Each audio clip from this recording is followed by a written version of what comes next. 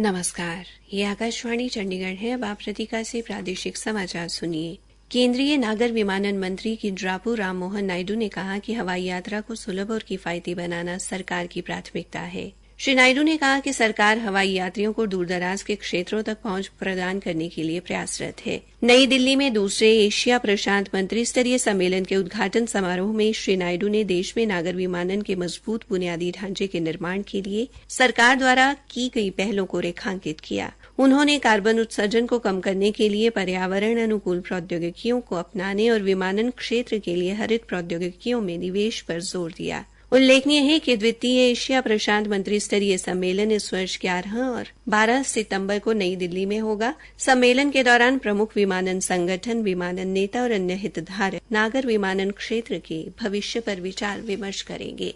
हरियाणा के मुख्यमंत्री नायब सिंह से कल चंडीगढ़ में त्रिनिदाद व टोबैगो गणराज्य की अटॉर्नी जनरल व विधिक मामलों की मंत्री सुश्री रेणुका संग्राम सिंह सुकलाल ने मुलाकात की। मुलाकात के दौरान हरियाणा के साथ वित्तीय समझौतों पर चर्चा की गई। बैठक के दौरान मुख्यमंत्री ने हरियाणा और त्रिनिदाद व टोबैगो के मध्य और मजबूत व्यापारिक संबंधों के लिए दोनों देशों के हितधारकों के आपसी सहयोग पर काम करने पर बल दिया। उन्होंने हैफेड के अध्यक्ष को सलाह देते हुए कहा कि हैफेड राज्य का एक शीर्ष सहकारी संघ है, इसलिए हैफेड ऐसे अवसरों की तलाश करे जहां राज्य के किसान हैफेड के माध्यम से विभिन्न देशों में अपनी उपज बेचकर लाभान्वित हो सके।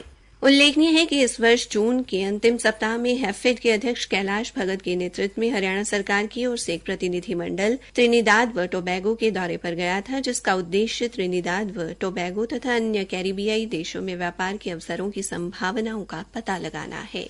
हरियाणा के शहरी स्थानीय निकाय राज्य मंत्री सुभाष सुधा ने कहा है कि डेरावासियों को सरकार के आदेशानुसार 16 घंटे बिजली नियमित रूप से मिलनी चाहिए। कल कुरुक्षेत्र लघु सचिवालय में कष्ट निवारण समिति की मासिक बैठक में शाहबाद के गांव पाडलू में 25 डेरों के नागरिकों ने 16 घंटे बिजली की आपूर्ति में लापरवाही बरतने संबंधी शिकायत का कड़ा संज्ञान लेते हुए श्री सुधा ने कहा कि उत्तर हरियाणा बिजली वितरण निगम के अधीक्षक अभियंता 16 घंटे बिजली न मिलने के मामले की जांच करेंगे। अगर इस मामले में कर्मचारियों की लापरवाही मिली तो विभाग की तरफ से नियमानुसार कार्रवाई की जाए। उन्होंने कुल 16 शिकायतों को सुना और 13 शिकायतों का मौके पर समाधान किया तथा 3 शिकायतों में प्रार्थी के न पहुंचने पर शिकायतों को लंबित रखने के आदेश दिए।